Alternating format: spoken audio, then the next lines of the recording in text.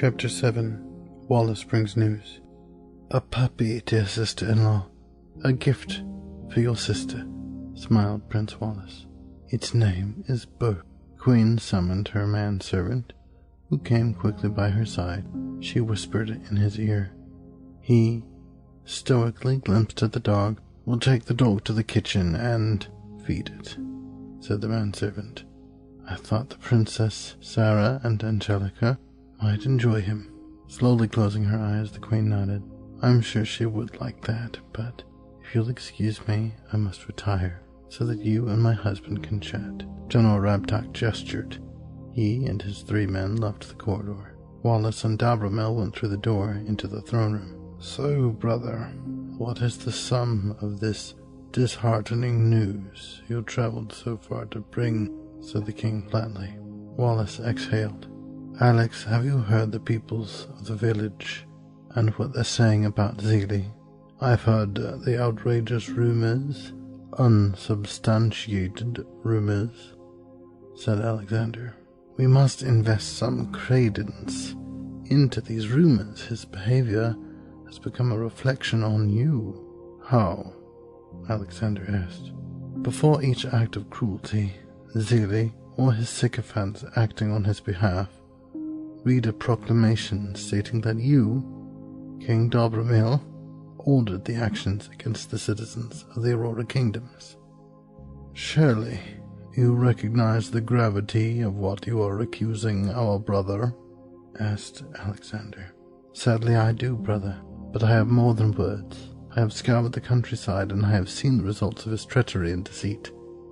I have not only heard the stories, but I have seen the evidence. These are acts of sedition, punishable by death, Alexander said, stridently. Why? Why would he do this? I've always treated him with love and respect. His hand on his brother's shoulders, his eyes cast down, Wallace shook his head. I know, brother, it is a sad day, Wallace said, hanging his head. Sometimes lust for power is stronger than love. Alexander held back his tears and held up his fist. He paced the room, his face visibly furrowed from the pain he felt in his heart. His hands shook and he became angry. This is an outrage, Alex breathed deeply, his fingers writhing. Of this cruelty I have ordered none, ever. Zeely is our brother. It pains me to think him capable of such treachery. Truly, is it just a rumor? He turned to Wallace, his face beaming with hope. We have no hard proof. My hope exactly upon hearing this. Then proof came to me. You're a good king, Alexander. There would be no others who would require proof. King Keshmaki, our father's father, would have caused the instigator of these crimes to sleep in the Iron Maiden. Aside from the first-hand account, I discovered a home whose drinking well was poisoned. The occupants burned out. On the property, we discovered the young son of the Lizard King, Hesea, dead. Welcome to Conversations with the Authors. Welcome back to Conversations with the Authors. I'm your host, Daniel. And I'm Daryl. And I'm Sandra. And thank you, dear listeners and readers, for pressing the play button. And thank you to our composer, Alexander Nakarada, for a wonderful intro, which I just enjoy hearing every time. It psychs me up, just like reading this book, just like this excerpt we heard. Ladies and gentlemen, if you're unfamiliar with this podcast, it is unscripted. We just sort of go off the seat of our pants, because I think that's the best way we can convey our thoughts and our excitement about this book and just the process of writing in general. In this excerpt, we heard the reiterating of what's happened thus far with the sheriff, with Wallace, with Alex, with Nicholas, and it's sort of been debriefed to King Alexander Dobromil, who is the sort of main king. I don't know if that's what you'd call it, but of the kingdoms, right? Well, he sure is senior of the brothers. Right. Mm-hmm. And Wallace and the sheriff are they're all related. Yes. So why at this point are we reiterating? Are we debriefing for the sake of the story or for the sake of the audience? Well, I think a little bit of both, probably. The audience gets to see that this is something that's important that's happened, and the characters are informed about what's been going on. Right. So it's sort of it's a fancy way of going, remember, this is important. And as an author, when is it important to sort of remind the audience or give information that we've given before in our stories, sci-fi, fantasy, what have you? Is it for emphasis? Like when is it okay? We've done it enough, or it's time to remind the audience? Yeah, I think when something's done more than once, sometimes that puts an accent on it, and lets the audience know that this may be a point that's really germane to the story. But I mean, we don't do it gratuitously. It's something that it helps to move the story along too. Because we don't want to beat the audience over the head with things, right? Not at all. Right. But it can also be used as a tool to say, there's something coming up in the next paragraphs or so that you might want to pay attention to. Right. A little bit more. Right. And we do appreciate asking the audience for questions, dear readers and listeners, for submitting to the website. And I think this question from our audience, Amber, who is a science fiction lover, relates because there's a lot of memorable scenes in your book that you've written. So were there any particularly memorable or standout scenes that you enjoyed, Daryl, Sandy? Well, I guess it's hard to answer because I enjoyed so many. But I love the outdoor scenes. And so because we have, it's like being on a playground, and I can really move my characters around in that environment. Being in the castle is a little bit more difficult because you have to imagine all the nooks and stairwells and buildings that you have to navigate. So that's a little bit more work concentrating and trying to figure that out sometimes. I think mine are also the open spaces. I like sort of there's a scene where there's sort of this conference of magical beings at the Toymaker's farm at some point. And that's one of my favorites because I get to see the build up to it. And also there's a particular scene at the beginning of the book that always captures my attention, which readers, I'm not going to tell you. You need to read that because, wow. Sandy, do you have a particular scene that you like, or particularly memorable for you? I like the scenes, whether inside or outside, where the characters do something you don't quite expect them to do.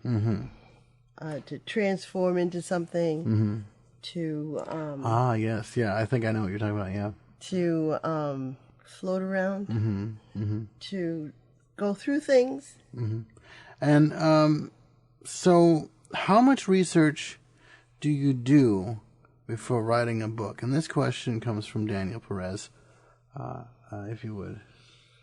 It depends on the thrust of the book. And obviously, we're talking about science fiction, fantasy right now, and so sometimes I'm not sure I understand. Well, I'll try to explain it. I'm sorry, that was my watch not understanding, but we do quite a bit of research on. We break the scenes down and we do research. And look up the things that could possibly happen and the way we might get them to happen. Right. And we talked earlier in the episodes about immersiveness and building these fantasy worlds. And in regards to research, there's controversy about language. particularly when talking about sort of ancient era, right? Mm-hmm. So if we're in the ancient era, let's say we're using, we got trebuchets and we've got, bows and arrows and spears and what have you. But then we've got terms like, oh, I'm freaking out. This is loony. So which is something we didn't use, by the way. Right. So but I've seen that in the stories before. As a writer, what is your thought on using modern vernacular, which is modern ways of speaking and slang and such, in ancient speech? There are a lot of views on that, and some are very controversial about that. There are some authors who believe that using modern lingo is going to bring you closer to the character and have you identify with them more. Right. And others think that it puts some distance between you, the character, and belief. It's just like I saw, and I won't mention the program, but I saw some picture about Jesus, and one of his apostles said, well, what happened to you? He said, I was afraid, I was freaking out. And I said, whoa. I said, right. Or the implementation of the sort of too soon joke. Yeah, right. And one of them told a joke, and then he regretted it immediately, and he said, too soon. And this was BC, right. Or AD, so it was just kind of, it's startling. It was startling to me. But sometimes, too. It was funny, but it wasn't a comedy. Right. So I didn't really expect to see that. In a comedy, you might expect to see anything. And do you consider yourself... Sandy, what were you saying? I'm sorry. Go ahead. There were a few times when I was doing research that I found a word that I had intended to use that was modern day, somewhat modern day. And I went back and I looked up the origin of the word. Etymology, thank you. The etymology. And found out that it existed back way, way back when. I'm going, I can use that word. Yeah, I know for me, during the research, certain words I might want to use, I'll actually see the first time that word was used. I'll look it up in a dictionary to see the first time it might have been used. So as a screenwriter, I think that the use of modern day speech, colloquialisms, I think it depends on the genre. For instance, if it's a satire or a comedy, you've got, Will Ferrell, or you've got someone, or you got someone saying something in a Mel Brooks movie, and they're going to say history of the world. They're going to say something sort of out of the ordinary. It's something that's an anachronism. It's not true to the era. But do you consider yourself to be a Puritan? Is it like, no, if you're doing ancient, just stick with the vocabulary? Yes. Okay. I kind of am. And it's funny you say that, because you look at some, Shakespearean speech, and you can get lost in the vernacular that he uses. And it is helpful sometimes, I think, to bring it to that modern tone. Well, I've seen various translations of Shakespeare, and some using a language more in our modern English where we could understand without using the slang and vernacular of this day. I think the most important thing to remember is when you're writing is that you're communicating with people. And if you don't say it in a way that people can understand, then you might as well have not said it at all. Right. So. Right. Yeah. I suppose the debate goes on, people. So Daniel Perez wants to know, what advice would you give someone who's interested in writing science fiction? You got to be a little bit uninhibited with your thoughts and your memory and your possibilities. And so your brain tends to want to restrain you. You have to let that restraint go. And you don't need to use drugs or alcohol to do it either. Sometimes I wonder if some of these people who write certain things do, but you just have to let your mind go free. Right. And Sandy, I guess I'll let you take the first stab at this question from Dr. Nathaniel Brown. Wants to know, do you feel that science fiction can be used as a tool for exploring current social issues? Yes. And the reason I say that so emphatically is that the basis of science fiction is imagination.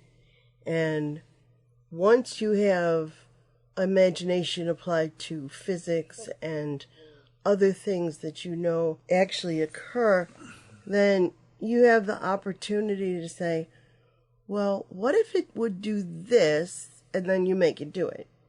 You know, it's an interesting thing that in science fiction, there are a lot of authors of science fiction who are also physicists too. You know, and so it really germinates their imagination. Right. And I think sometimes it brings forth a lot of the things that we have today just because someone wondered if that could actually happen. They wrote about it, and then somebody said, you know, I'm going to try to invent that. And I think it's a good way, in a sense, to do sort of a social commentary without sort of pointing fingers in a way.